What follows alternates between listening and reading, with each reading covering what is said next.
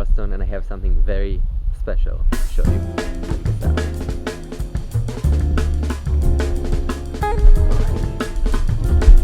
Going in.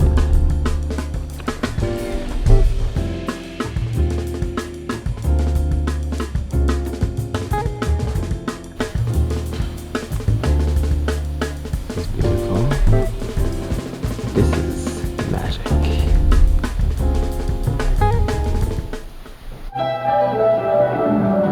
Anything I'm playing will be triggered visually.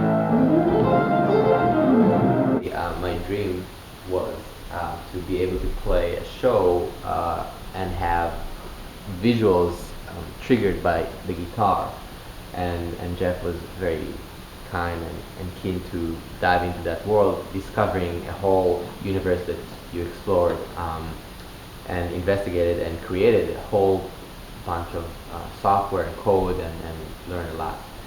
So this is sort of like the end of this process and the beginning of a new process, collaborating with artists into creating a visual kind of show, and not just for me, for anybody, which is really, really cool.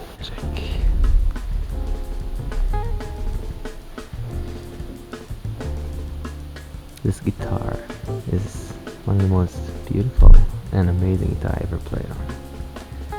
I'll explain why.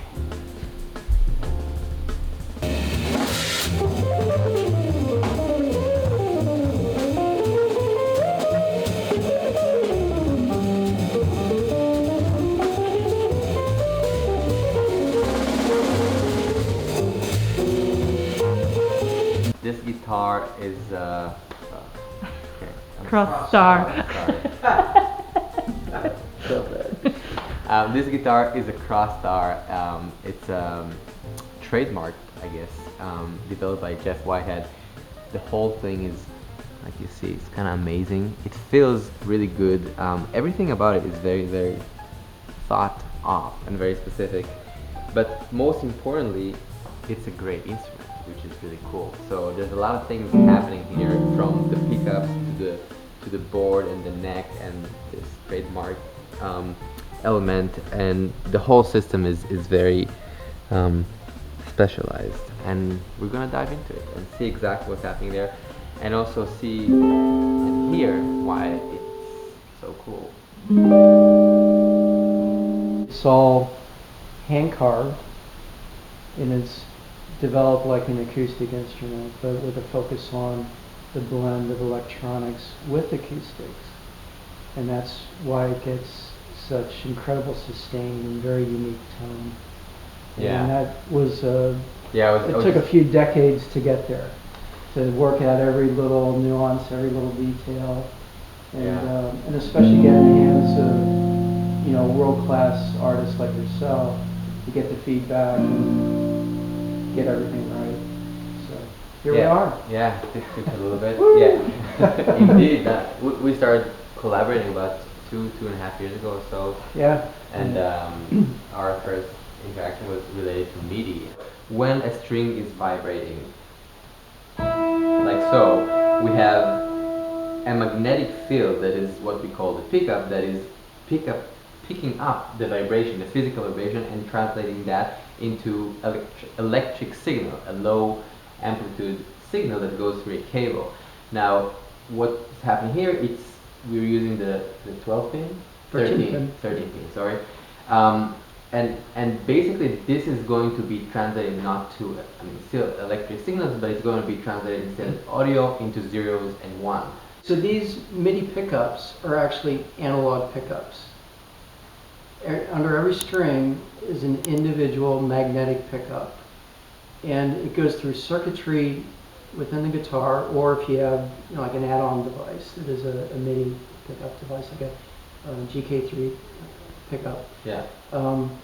It's still, what goes out the cable is still an analog signal. It's not digitized yet. So with this guitar, what's happening is you have the hex pickup sending its signal. It can be mixed with the onboard pickups, you know, or not, depending on your selector switch. All that is going through the cable. Now, what's going to happen is those signals can go to the hardware synthesizers. Simultaneously, I developed a splitter box that sends separate analog signals, one for each string coming from this pickup, into the audio interface. Right. Then I developed software that you see here that now is taking the signal for each string. So we have the low E and here's the high E. And there it's translating the analog to MIDI. And from there, what you see is there's two channels in use, or two controllers in use. One then it sends MPE MIDI, which is the new MIDI 2 standard.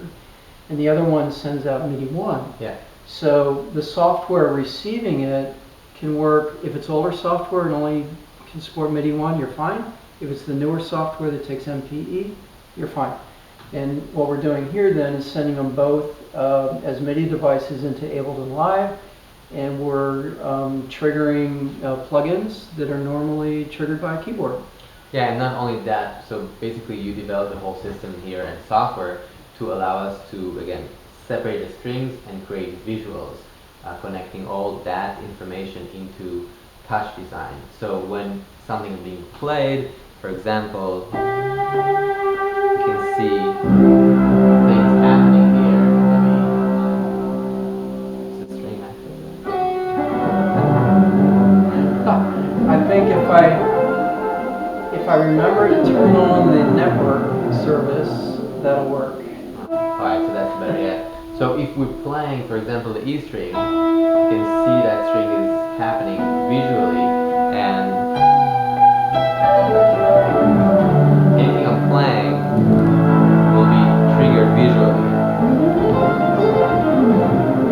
Now, this is just, again, sort of like a test and an optional visual, but the truth is that the heavy lifting of creating the software, creating the physical connectors and you know, all this gear, physical and hardware and software, took maybe 2 years to develop, and now it's all kind of ready, and sort of like an open call, I would say, for artists to collaborate with us on this visual aspect and to try and create visual content. It's just, we can imagine anything we want, but the heavy lifting of writing the code has been done, so that's very exciting.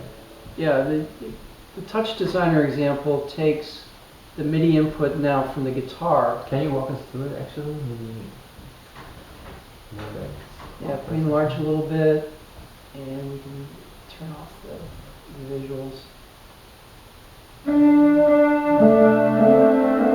It's taking a MIDI input, and the difference here than keyboard input is now you can separate the input by string being played. So you have the data of, okay, this is the string being played, here was the note being played, here's the velocity of the note, and so on. And all that now is made available in one tier. So any Touch Designer developer can come in and take this sample code and say, okay, great, this is what the guitar produces, and then I can use all that data to drive whatever visuals I like to design. Yeah. And that was, that's what we had to figure out, because it simply didn't exist for a guitar before. Yeah. It wasn't really rocket science, but once we got the splitter working and the Mac software to generate MIDI notes based on the analog input, then this was really pretty straightforward. Right. I mean, straightforward for somebody that can do it. Yeah. Sure. And also, I mean, there were in the beginning some latency issues and different things that you solved because you basically developed your own software, right? So you had to create the same thing that you created with your own pickups and kind of like refining existing stuff to bring it to another level. To step back, there are MIDI guitars, and there are some very good ones.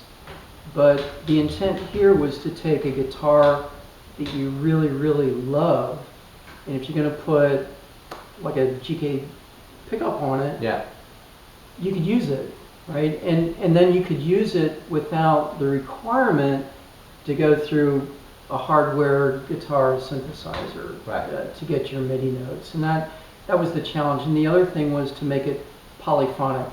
So there have been a lot of very good attempts and successful attempts at making monophonic analog to MIDI converters and software, but to make it polyphonic.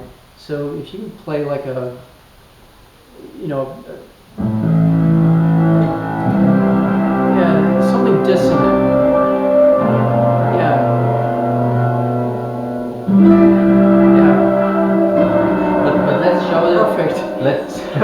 So that's where a lot of translation software, simply falls down. And the difference here is we're taking the input of each string, that analog input, and we're processing it separately in parallel.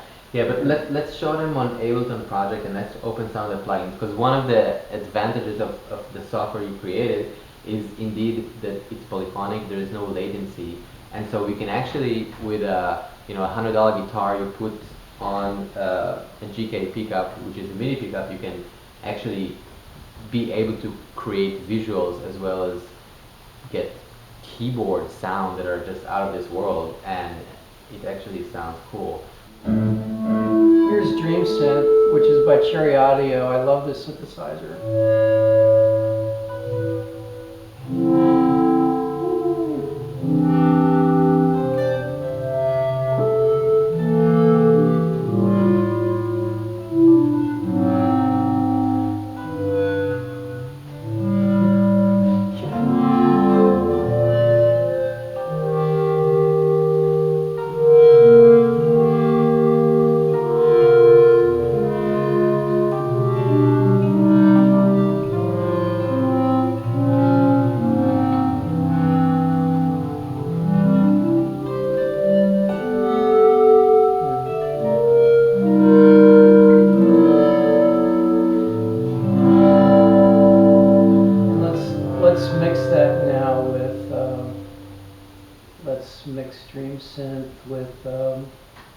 Let's do guitar, a hardware synthesizer, and Dream Synth together.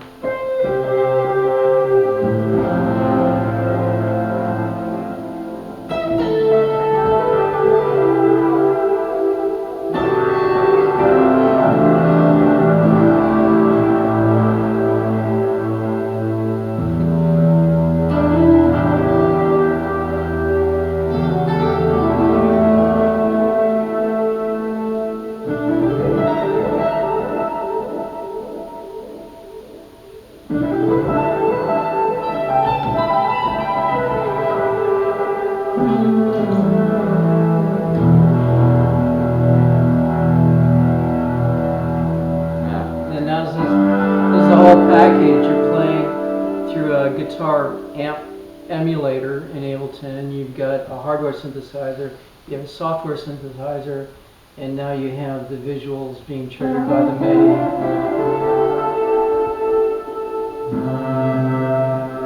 Can we pull up the other synth that we checked out, that like keyboard synth that I can't feel? Yeah, we can. Let's mute all that. This is Sampletron by IK Multimedia, and right now, we're not going through Ableton at all. Ableton's still running, but since the MIDI is a network service, all this stuff can run off of it simultaneously. Yeah, so let's check it out for a second. And there's no noticeable latency at all.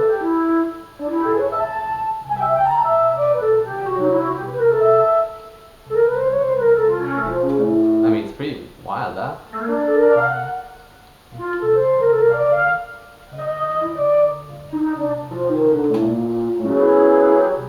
It's like 99%.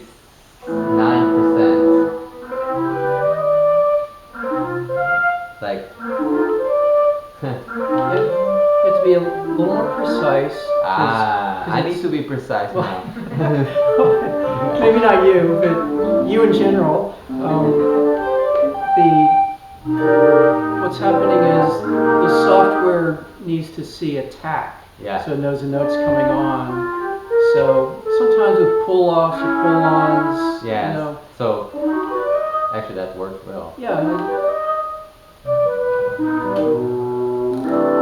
And it depends depends on the software you're driving too. Like this Sampletron is really quite Quite good. great. Maybe it's a great pull off and hammer on software to practice. So if he doesn't pick it up, they need to really get it stronger, huh? Check out my. Okay. Yeah, I mean, this is kind of wild sound. You want to pull up another sound? How about epic orchestra? Woo!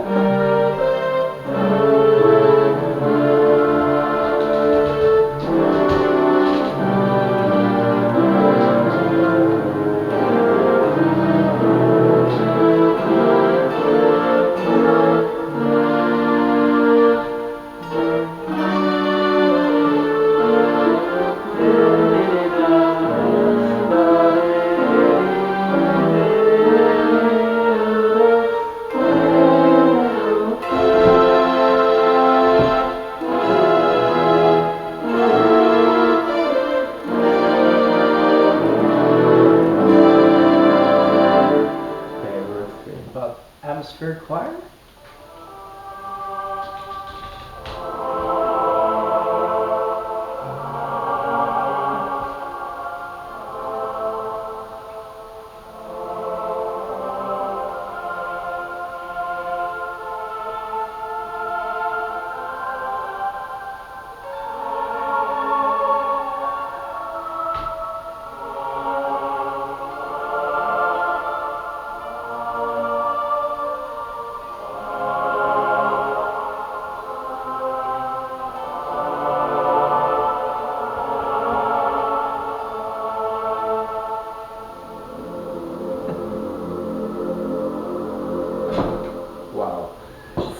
That's pretty cool. I mean, I was gonna pick another, but yeah, that was beautiful. No, pick one more.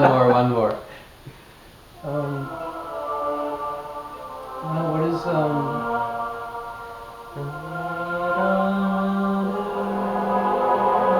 wonder what Good Vibes is.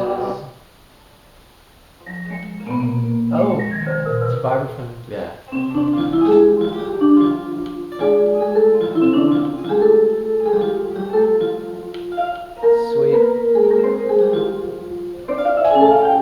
It's a little dirty. What is that? Ah, yeah. This just came out recently, Synthmaster 2, and it's pretty fabulous. I mean, you can approach anything. I mean, that's really cool to create, right? Like you have a song and you're a guitar player and you want a little bit of sound for a track. And they have a bazillion plugins. I mean, so you don't have to do much to get started. Just pick and choose and see what you like. So I've got a few favorites here. This responds way better than the other one. So yeah. Well, I just showed you. This is a brand new technology. It supports MPE. Yeah, the MPE really feels like easier to play. Yeah, it's way faster. So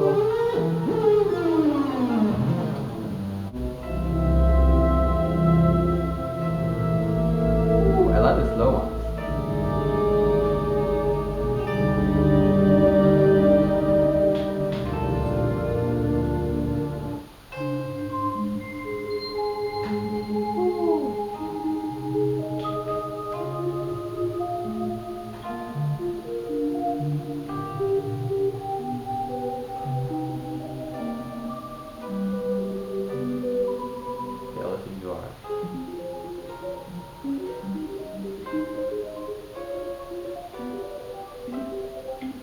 Who needs to work in tribes?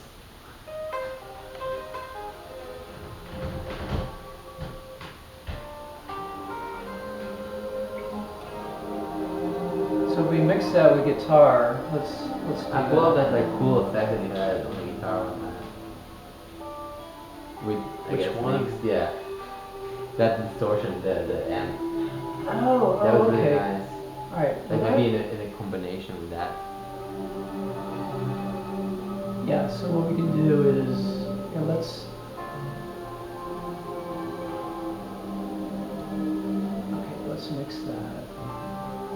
It's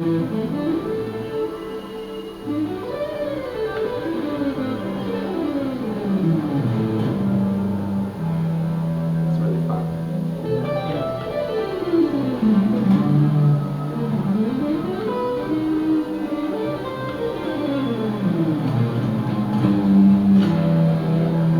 Nice guitars. Let's turn everything on.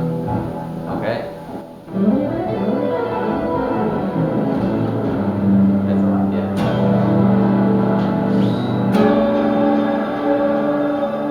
See how much noise we made.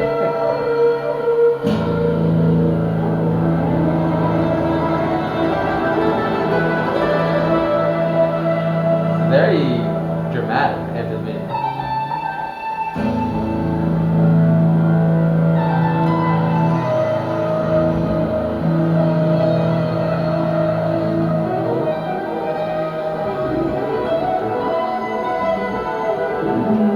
See the reacting to the notes, the patterns and the lights and the Yeah. visuals changing. The clock goes. It goes backwards when you descend and forwards when you ascend. Again, all these visuals are just kind of testing and showcasing the idea of connecting the whole kind of MIDI audio interface, all these things together. So if you're an artist that wants to create some visual content with us, please let me know. Let us know. So what's going on here? Just quickly, if that's possible. Well, here we have the currently the most popular floorboard synthesizers, the Boss SY1000, the Roland GR55, and the Boss GP10, and they're all being mixed together through Ableton Live, and also through the guitar splitter that I designed. So all that stuff can work together through one single guitar input. Yeah. So it becomes really an endless palette of tone between the hardware synthesizers, which are already very good, and now the unlimited capabilities of software synthesizers. And then also, as you heard with the IK's amplitude and THU's guitar stack emulators, there's nothing now that you can't do. Yeah. And you can stack it, which is pretty cool. Yeah, it's and play it all at once. Yeah, that's a lot of input right there. Yeah. Yeah, and I think it just opens the mind and to more possibilities of sound and visual, which I'm very excited about. Could you run us through this guitar a little bit, just of what's happening here on a construct level, just so we can kind of see it, and then I can play it a little bit. Here. I'll describe it if you like. Yeah, I would. So this guitar is the end result of essentially decades of research. Yeah. And the intent was to create an instrument that is insanely comfortable, a beautiful tone, has the responsiveness of a great acoustic instrument, but it's electric. Yeah. So some of the components that I ended up designing were the harp headstock. You can see the strings are very minimally attached to a brass crosspiece, and then the neck is actually a laminate of Cortison spruce and hardwoods, and so the tone goes up and down the neck between the harp headstock and the bridge, almost unimpeded, and you get that beautiful resonance, a nice, really acoustic sound coming through the pickups. The tuners then are in the tailpiece. Yeah. So that setup has just been a result many years of trial and error, and Yeah. it really has worked out well. It also makes it very strong. The guitar is very, very tough to take a beating and, Yeah, and yeah. survive. The electronics then evolved to what you see here with pickups that are one separate coil per string. So there's actually 6 individual pickups here. And this 6 is again Jeff Whitehead design. This is Yeah, this so is, I- this is your pickup. I had to invent these pickups to get this particular tone. I was after this clear, rich yet clear, separation. And in bass guitars, there's been a tradition of like separate Yeah. coils per string, and so I kind of applied that now to a 6-string guitar.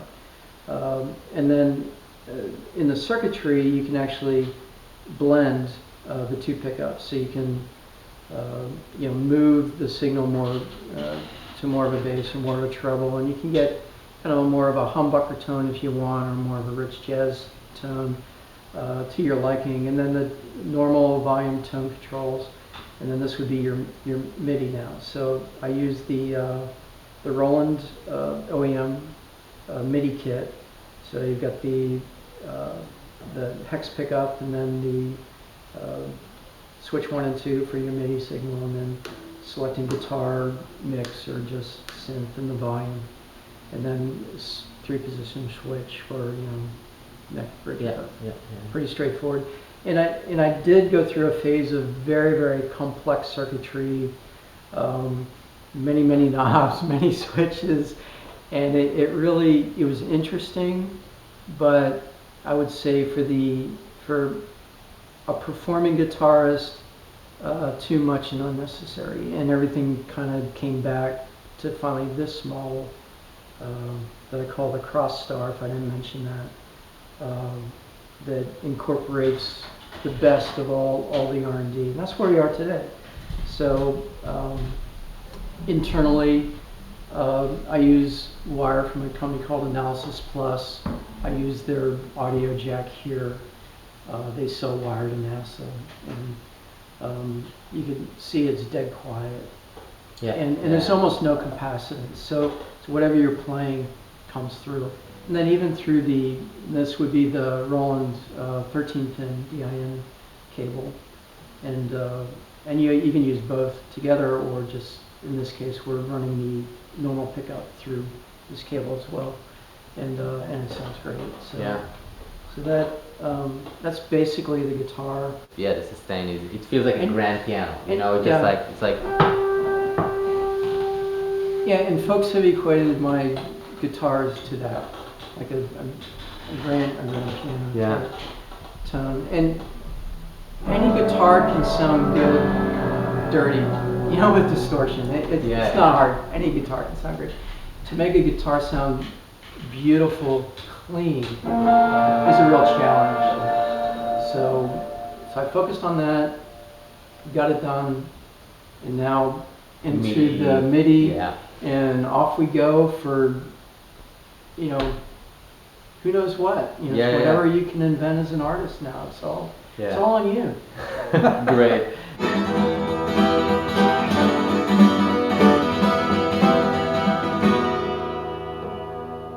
Definitely out of tune. For sure. The shot. All right.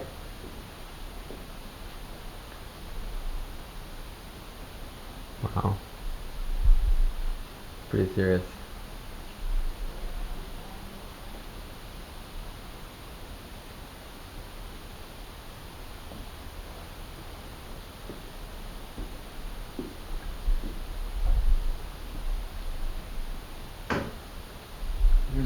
Here's a guitar coming together. Tell me. Well,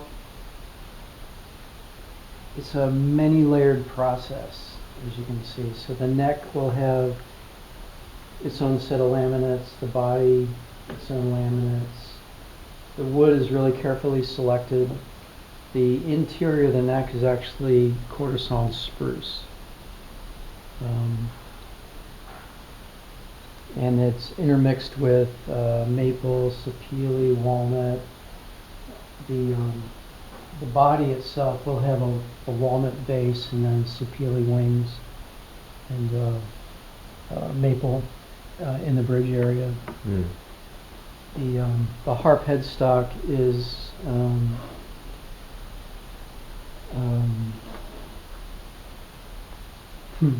is either very hard rock maple or something similar for the strength. And then what happens with the harp headstock is that you get resonance flowing through the guitar, and it's kind of like a loop going to the bridge and back.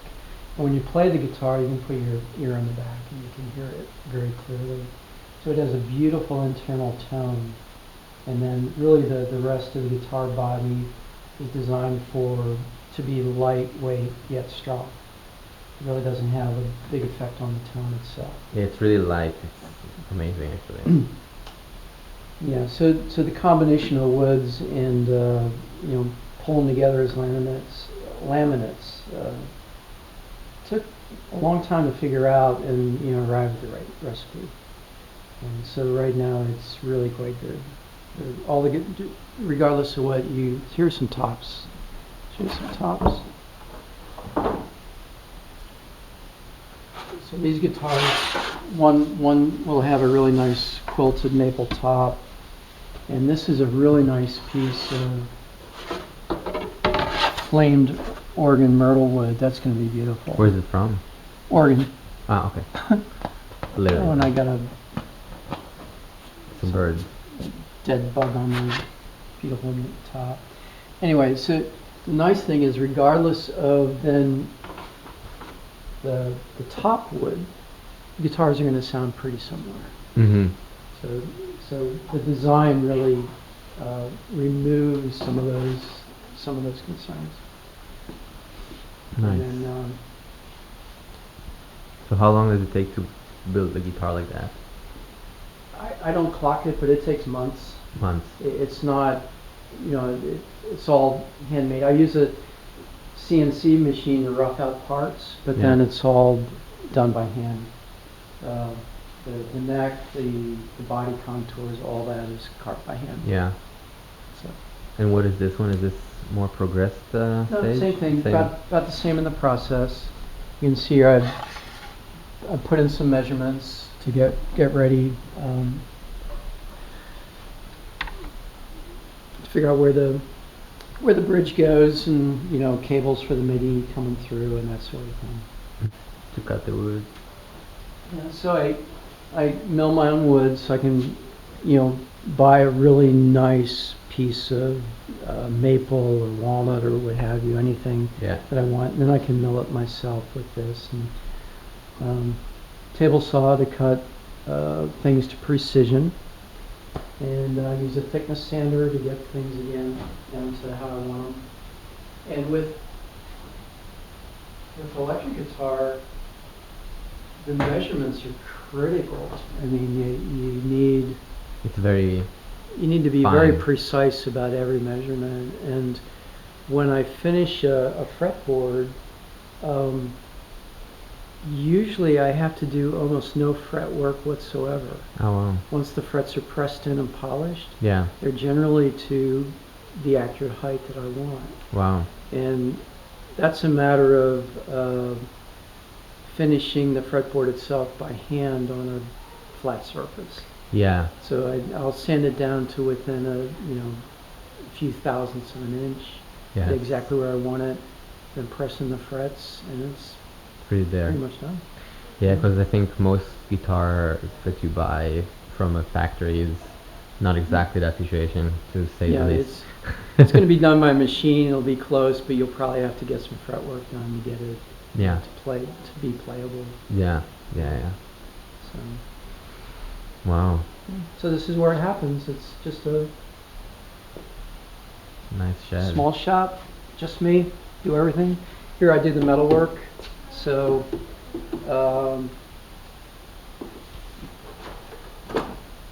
This is where my pickups come from. Wow. Really? These So- are the rods.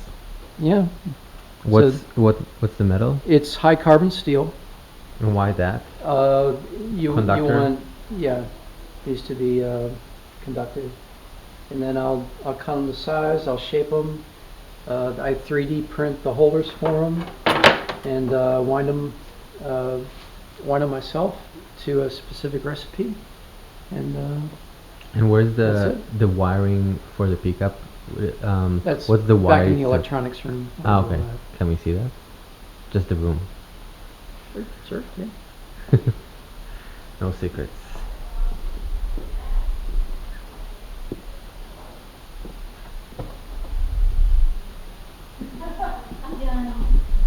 So what's happening?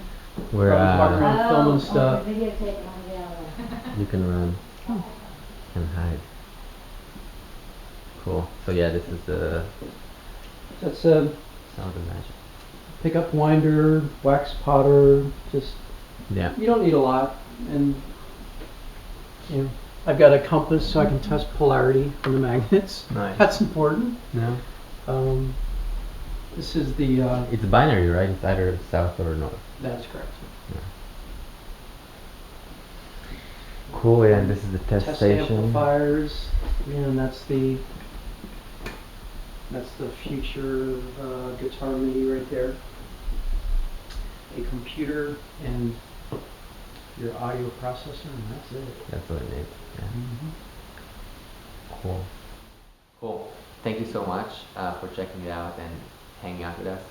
This is Jeff Whitehead, and yeah, he developed this guitar and the whole system. You can check his information down below in the link, jeffwhitehead.com, and yeah, that's it. Thank you.